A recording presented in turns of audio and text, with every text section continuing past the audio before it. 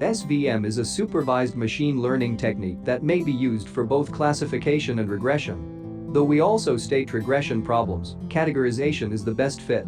The SVM algorithm's goal is to find a hyperplane in an n-dimensional space that distinguishes between data points.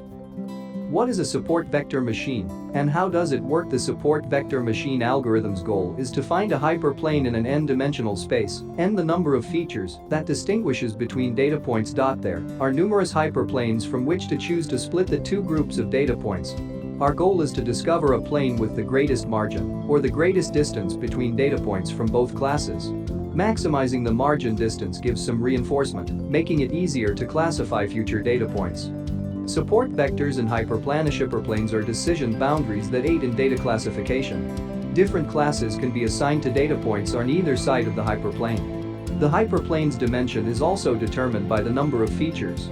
If there are only two input characteristics, the hyperplane is just a line. The hyperplane becomes a two-dimensional plane when the number of input features reaches 3. When the number of features exceeds 3, it becomes impossible to imagine. Support vectors are data points that are closer to the hyperplane and have an influence on the hyperplane's position and orientation. We maximize the classifier's margin by using these support vectors. The hyperplane's position will vary if the support vectors are deleted. These are the elements that will help us construct our SVM. Intuition with a large margin. The sigmoid function is used in logistic regression to squash the output of the linear function inside the range of 0, 1. If the squished value is bigger than a threshold value, 0.5, we name it 1, else we label it 0. In SVM, we take the output of a linear function and, if it is larger than 1, we assign it to one class, and if it is less than 1, we assign it to another.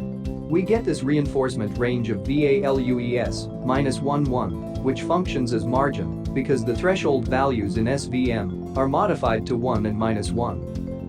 SVM implementation in Python. The dataset we will be using to implement our SVM algorithm is the iris dataset. Since the iris dataset has 3 classes, we will remove one of the classes. This leaves us with a binary class classification problem. Also, there are 4 features available for us to use. We will be using only 2 features, i.e. sepal length and petal length. We take these 2 features and plot them to visualize. From the above graph, you can infer that the linear line can be used to separate the data points. The required features are extracted and divided into training and testing data. 90% of the data is used for training, while the remaining 10% is used for testing. Let's use the NumPy package to create our SVM model. The learning rate is 0.0001 and the regularization parameter is 1 epochs. As a result, the regularizing value decreases the number of epochs. Because the test data only has 10 data points, we must now cut the weights. We forecast the values by extracting features from the test data. We get the predictions, compare them to the actual numbers, and print the model's accuracy. Another straightforward method for implementing the SVM algorithm exists. To implement the SVM model, we can use the scikit-learn package and simply call the appropriate functions. The amount of lines of code is drastically reduced, resulting in far too few lines.